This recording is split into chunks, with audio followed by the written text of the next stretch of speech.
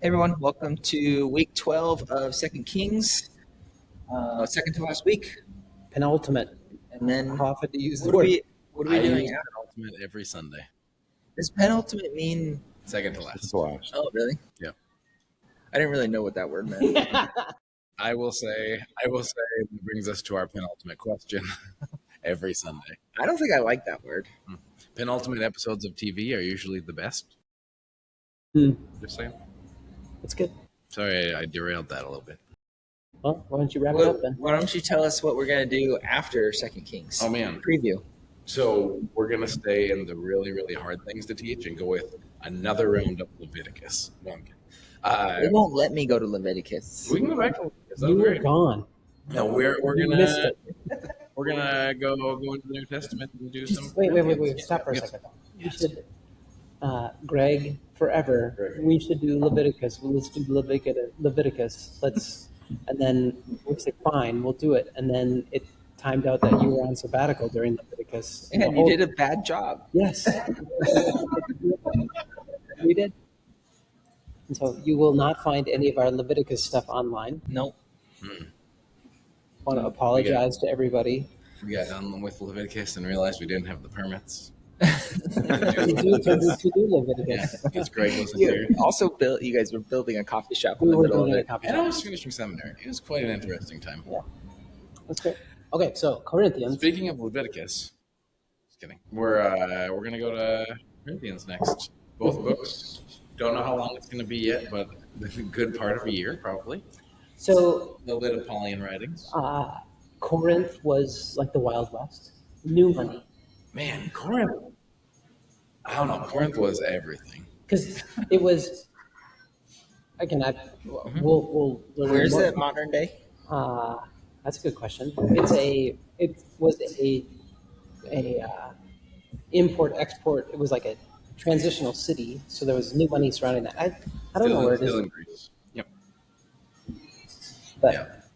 and so in a world where like the desire, want, or was kind of viewed as like the will of God was your guts. Like I want your house. Of God, I want your family, your spouse. It's like so. There was that led to some complexity of culture. Paul comes in and says you should not be such jerks to each other. I mean, it even like it takes a step into like when people hear we're teaching Corinthians, a lot of people immediately go to 1 Corinthians 13 and they jump into these like end spots. And I think that it takes a really interesting turn from the beginning where it's like Paul jumps in and goes and is going and is teaching and is talking about all these different things, but then it gets to spiritual gifts. And he does a lot. He does a lot on spiritual giftings and love and all Yeah, those things. It's fun. he's not conflict averse, right? Yeah. I haven't looked where this lands in Paul's Paul, old Paul. He's not as nice as No. He's not old, I think gentle. it's Come like here, Grandpa Paul. Do you have any withers in your pocket? Scott will chew it. Yes. Yeah. No, I'll have to look and see because I haven't actually done that. But it's more of the straight Paul. Yeah. Pokey Paul. Yep. Yeah. We're gonna do about 14 weeks on the body of Christ, right? Okay. That's I mean, yes. okay. Perfect. That's just the last letters we did were non-Paulian. Yeah. So it's fun to get into some Paul Yeah. writings. Well, that was great. So we're still in Second Kings. Oh, yeah, okay. Yeah. And then next June will be Revelation. That'll be fun. So 2 Kings 21, 22, 23. Fill in the gaps, but basically, we have a couple of 21, two rough kings again. I'm blanking on their names at the moment, but Manasseh Manasseh. and his son. Yeah, they're in Judah, southern kingdom, northern kingdom. Israel is then they're doesn't exist as we knew it. They've been taken to Assyria, correct? Yep, to Assyria. And so Judah, this is like the remnants. I think I just marvel. I like to think about that moment where, like, if Solomon showed up and just goes, "Hey, let's check how is this going?" 300 years later, and just Solomon going around, just wow, this is temple is a wreck. Who are you worshiping in here? What is going on? There's idols and all these things. Now, Solomon, again, as we go to this First Kings 8, 9, 10, 11, Solomon had his issues. And he actually, I wonder how that worked out, Solomon would say. It hasn't worked out well. But so bad kings come to, we turn the page to 22 and 23, and Josiah is the king, and he's a good king, but it leads to this moment that I just find it's it hits like you're reading the text for the first time, and you go there. Josiah, he's anointed king at age 8, and then he's in his early 20s when all of a sudden he decides we're going to take the temple tax, what people pay, and we're going to renovate the temple. This is a good thing. And as they're doing the renovation, all of a sudden they go, "Hey, we found this book," and like, so what kind of book could it be? And they go, they read it to the king, and they go, "They've lost the Torah." So, like the, I think like the shock, at least for me, and I think for sure it's for this initial readers, like, so really the sacred text, the text, the writings of Moses, the law, how we're supposed to relate to God, how God related to us, our narrative of how we got here, all these things was lost, and you just go, "What the heck?"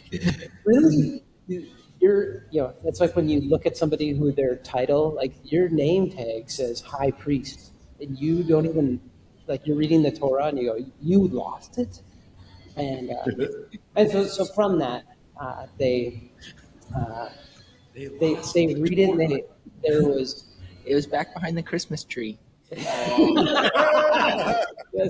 in the church storage. Yes, the moment they're like, "Hey, there's Easter from 15 years ago behind the bathrobes." The Torah's back there this whole time. And so, because of we have, for me, we have some people in our community that are Jewish and that know that in even modern context, the reverence that is given to the Torah in the parading it, probably not the right word, but parading it around the room, that you would never let that scroll touch the ground, all these things, and to go, they lost it, is insane. And so they celebrate the Passover, and It's in one of those cardboard boxes in the back of the basement that gets moved in and moved out without being touched. yeah. Moving books. Moving books. Moving books. Why? What is this box that's labeled Moses? Moses. Holy of Holies. What? This is why the Ark of the Covenant is lost. What does the gold sticker mean? What room is that? Yes. Yeah, but I just marvel at the lost. Yeah, I mean, it's like a microcosm of, or good picture of like what's been happening this whole time. It's like, I'm not sure if they had the Torah that the whole time that things would actually be any different, but it is a good picture of like we talked about the last couple of weeks of the people in the future from this story will be looking back and looking in exile going, what happened? And this picture of, well, they didn't even care enough to keep the Torah, or no wonder they were, worshiping other gods, doing other things. No wonder the spiral was happening if they couldn't even like keep this sacred text, this important thing. Interesting. We did a survey before we hit record on this. The left side being how reliable different things in life our culture sees stuff to be, and then the right side being when those things fail you, how catastrophic that feels. And so could be called what culture thinks or feels, or what Rich thinks or feels. But uh, my first glance at this, in trying to do this just rawness, I see some inverse relationship where I see that like when people, I think like status or recognition, I think in our culture holds that as being something that is super reliable to giving purpose and direction.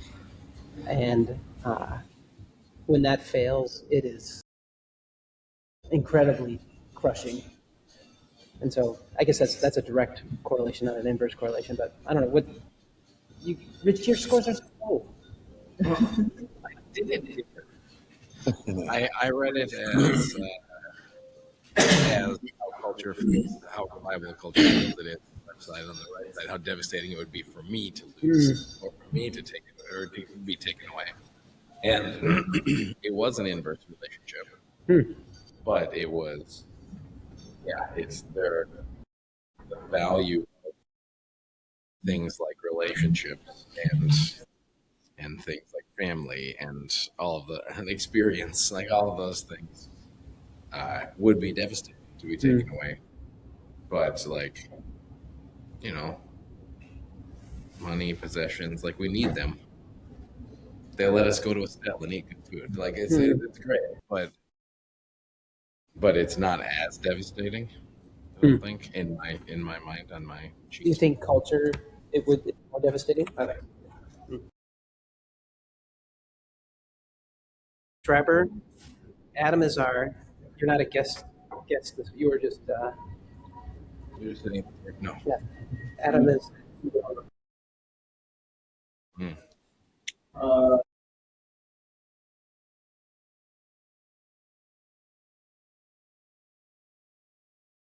I think I looked at.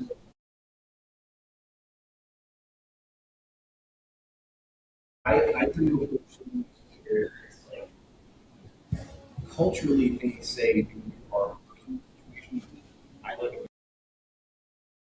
I've been through things on the. And so, like, I think like one of the things about here is like relationship.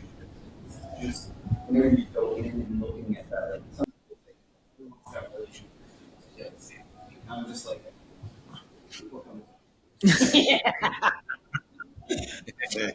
And like to bring it in more personal, I just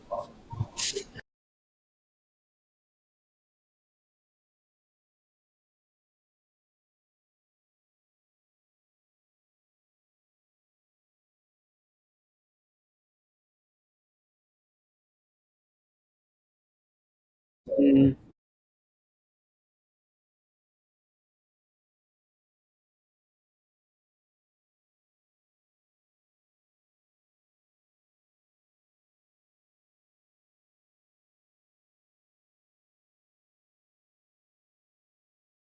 Do you, one of the questions we're going to ask is like the connection of being risk averse and what we put our hope, trust, dependence on. And do you, so just like for culture, do you think our culture is risk averse and what they put what culture puts hope or trust or dependence on? I don't know if I would say risk adverse, but it's probably much more self-serving. Like the purpose of it is to for self-edification. Yeah, I think like culture as a whole, like our United States contemporary culture has risk aversion is not at all a part of the what you put hope into. Like I feel like it's like you said, it's like what is self-serving, what is has immediate gratification. Does this have risk of like this is going to set me up for failure in the future? I don't care. I, I could care less. What is this going to give me purpose or direction or uh, help me feel good now? But I mean, I guess the question in that, what is the cost? You have no risk aversion into what you put hope, dependence, trust in. What do you mean when you say risk aversion? Well, just like uh, so just the first one is money, and so if you just say I don't have much money, but I'm I'm going to put all my hope, aspirations, things in getting lots of money because that is going to. Now, the risk is that you may never have money. And then the knowing that if I put all my hope, my trust, my dependence on money, and then if it ever just disappears, which is an option, you'd say, well, I don't care about the risk of it disappearing. I'm still going to plow through and go, it is about money. And so I feel like all of that is not a part of it. Not usually. I think people tend to just take the easiest approach to most things, like the path that makes the most sense in the moment. And I do think that's like Western culture. Yeah. Because I mean, you talk about Eastern culture and you're talking a lot about English culture. And like, you're bringing everything, everybody Mm. to impact that. Like you don't think that because it undermines. You've got such an unbelievable skin. Because I'm caution there. Mm. Because there's everybody quote unquote puts themselves up on Hmm. Yeah, I mean the Josiah's has like his humility in this moment doesn't really solve the consequences of the generations prior, which is for us in the West a bummer. Like Yeah, I well, don't want to be judged by other people's mistakes. That's stupid. in the reading of this text, what happens in the story? They find the Torah, they read it. Josiah's the king. He hears it, and he goes, "Oh no! What did we do?" And so, Western contemporary thought process of like how the world is fair and should work is that perfect. You found it, you read it, you're good, and God should go, congratulations, live happily ever after. You arrived. And boy, that's hard to swallow when the exile's still coming. Exile. And I mean, that's also part of the challenge of the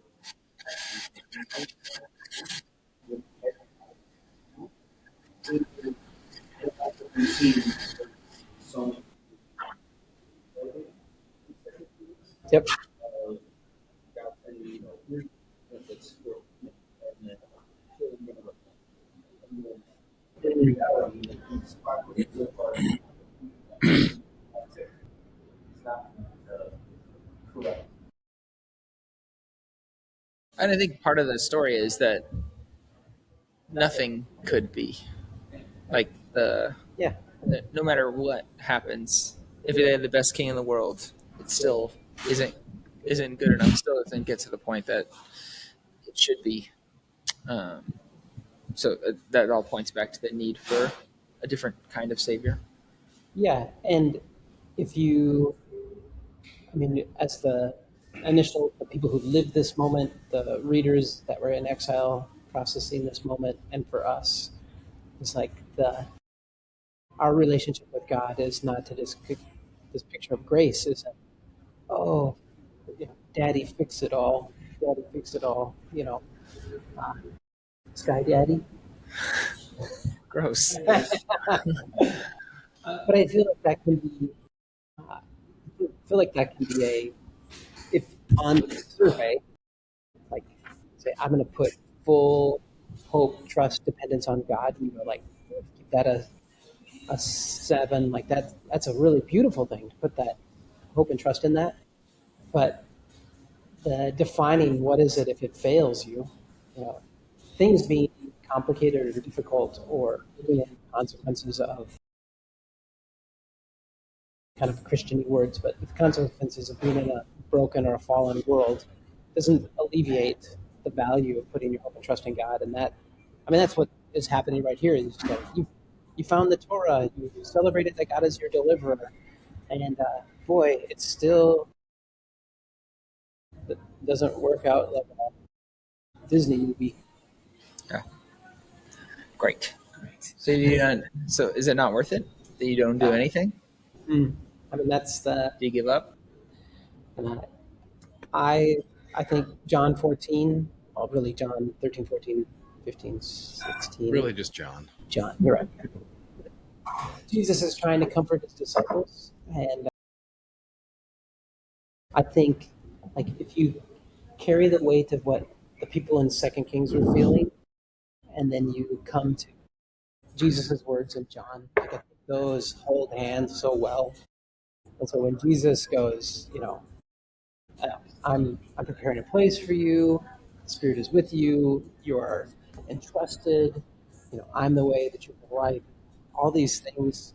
Uh, if you read it from a perspective like, oh, streets of gold, it's all going to be so wonderful. Or if you read it and go, oh, I can navigate what's under my feet. For them, it was that Jesus was about to be arrested, killed, and to go, zoom out, get some big perspective, which is maybe impossible.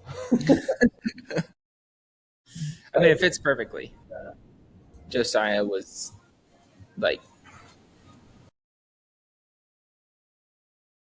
I don't know, just his response and Thomas's response are so like parallel to, Yeah.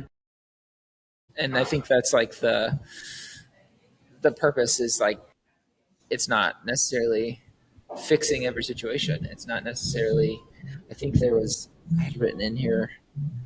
I can't find it right now, but like the this part of Second Kings was actually the perfect setup for what these people needed to remember when they were in exile. Yeah.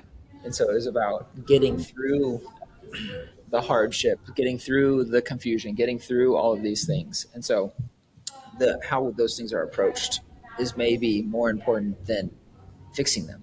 Yeah. Well, I love that if they were in exile, Adam, you talked about this quite a bit the other day, but if they were taken into exile, it was about Jerusalem to this point. It was about the temple. And so if they were taken away from that and with no Torah, no remembering of the Passover, if they were taken away from that without having this 300 years of degrading, and then all of a sudden they were taken away, it would have been over. And so the readers in captivity to go, oh, I'm glad they had this. I'm glad they cleaned out the temple and found the Torah before they took us away. Otherwise, that would have been burned.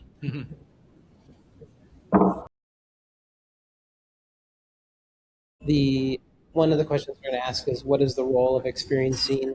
What is our role in experiencing peace and comfort that Jesus offers? And I think that maybe that goes back to even just thinking about risk averse. But I don't know what is our role in experiencing the peace and comfort that God offers in hardship. Well, how do you respond to a moment of peace? I think that's in just like to, and I'm oversimplifying it, but to life now, if there's a moment of peace and you go, can't do this, gotta go do something, gotta like Mm. that to me personally, I'll just take it to me, is if I respond to God's peace or comfort or whatever in that way, I'm not really responding to it. I'm fidgeting. I'm Fidgeting. uncomfortable. Yeah. It's discomfort, and I think that's and that doesn't mean don't do. It's not don't do things. It's not don't have action with things. But it is, I think, a moment of okay. I believe it's a belief moment. It's a my faith says that God has peace and God has comfort for me, and I can. Well, if I want to believe that, I could do that right now, and then go do stuff like Rich's wrap up is going to have an action thing, so it'll be great. But I think that, like, I don't know, I'm bad at peace sometimes, and Yeah. I think that I'm bad at responding to God's peace sometimes too, because I get antsy. Yeah. I think not only do we get antsy, but the for peace and comfort to exist, there has to be the opposite: distress and turmoil, and and so sometimes we get so tied up in there's no way God can do this, and sometimes we don't trust it. So we see this come along, like, oh wow, God's given us this moment moment of peace, but we're so wrapped up in what we've been dealing with and suffering through that we're like, yeah, I can't even trust it Yep. because that's I mean, what we're going through right now with my parents, Yeah. and it's just like if something comes through that is like, wow, this was really God working through this and Him, just dropping in the situation and doing something. I struggle to be like, yeah, but what about when we get to the other side of this? Is it going to be just as bad as it was before? Yeah. And then the living parable of this text is in the midst of impending hardship, or not just impending hardship that's under your feet, to go, all right, what do I need to discover? What do I need to remember? What do I need to bring to this? Thomas gets such a bad rap for his first name wasn't Doubting, I guess, but it's so Jesus in John 14 says, gives all of these assurances, and Thomas just goes, wait, you're preparing a place and all this things. Well, we don't know where you're going. And the thing that, even Scott, when you say, like, when life has all of its complexities and stuff, life has all of its complexities It's and loud, stuff, but and it's to just be honest like Thomas and just go, I don't know how this is going to work out. Jesus, I don't know. And then uh, hopefully my faith says, and now I'll listen. Maybe. honest Thomas rolls off the tongue pretty good, It does. but he's doubting Thomas Mm. because he asked a question once. I think it's consistently asking questions. I don't know. He got that doubting title from the nah, Jesus can't be back. Yeah. But, if I want a skill set, one of the skill sets I want is that in a moment when, here, there, the trajectory of this culture, this community, has not been going well for 300 plus years. And there's this moment where, because of efforts to right things, they had these discoveries. And so my skill set, wouldn't it be great that I would have efforts to write things, and then I would have discoveries, and then I would have the heart of Thomas and just go, say, I'm discovering these things, but Jesus, I need, I'm gonna put my hope, my trust in you, even though I don't really get it. You ever been on the North Shore on, say, Palisade Head while there was big waves down below? Because that's so big rocks, big like picture sitting waves. sitting on big waves. Big sky. Let's even go dark sky, right? Dark sky, big waves, big rock, sitting on big rock. That's the God's piece. Like that's in my head is around it. There's tumult, like there is Yeah. the waves and all that stuff. But man, that spot is one of the most peaceful places. Mm. So that's I've got North Shore in my mind, but Yeah. just the moment of can we experience God's peace in the midst of the tough stuff? And if we view God's peace as big as Palisade Head in the middle of Adam, what else should you add? Technical difficulties. Yeah, it's good to add. I don't know. The the way I feel challenged throughout this text is just the fact that there is community just continually trying its best to determine what is of value for their community, and at the same time, In the midst of so much brokenness. oh yeah, I mean, there's so much historical context going on, and Israel is and Judah are footnotes in quote unquote larger player histories. And we're sitting here saying, okay, they're trying to weather the storm of somebody else's big narrative. And Yeah. I mean, But I thought it was the center of the whole story. yeah, It's interesting, right? yeah. And so in that,